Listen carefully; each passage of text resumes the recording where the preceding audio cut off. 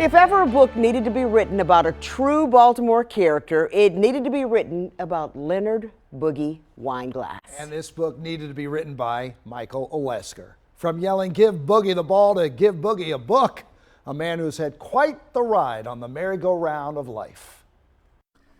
If you have cut-off jeans from merry-go-round stuffed deep in your closet, if you have a diner DVD on top of your movie collection stack, or if you got straight A's even though you knew they were crooked, he was the guy to go to if you needed a blank report card so that you could, fake it for your parents. Over a bookmaker salad at Sabatino's, Michael Olesker tells me about the great Baltimore character. His father died young. His mother was a Holocaust survivor.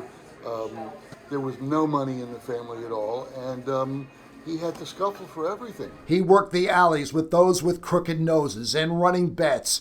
You could say he was street smart, but these streets produced the brain of a billionaire.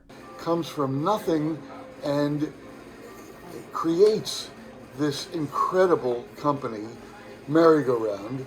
And when Jerry Hoffberger wanted to sell the Orioles for $12 million, Boogie's business partner lined up the meeting. Put on a coat and tie. I'm not wearing a coat and tie.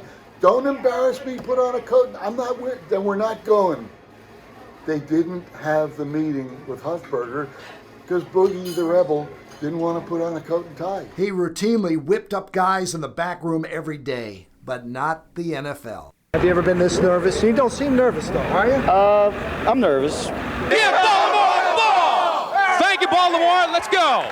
And I was with him and Barry Levinson that night at the ballpark, and you were there, I'm sure, when they staged this phony exhibition game and said, if Baltimore wants a team, you gotta get out there. And so we packed the ballpark.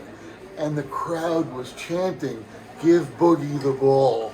The man who leads a merry-go-round life still controls the brass ring. Boogie was standing in line at Lenny's Deli one day in Owings Mills, and some guy who he doesn't know starts telling him a hard luck story. Boogie calls his money people and says, "I want you to wire this guy $5,000. Who does this? Who does this? Boogie does. Now, when he hit the dance floor at a local TV show, they said, "Man, that guy can boogie."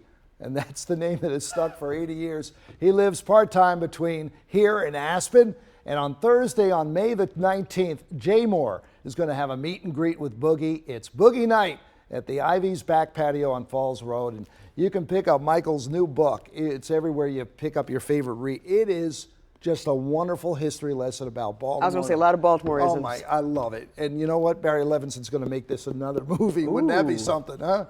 Exactly. All right. Great job. Great story.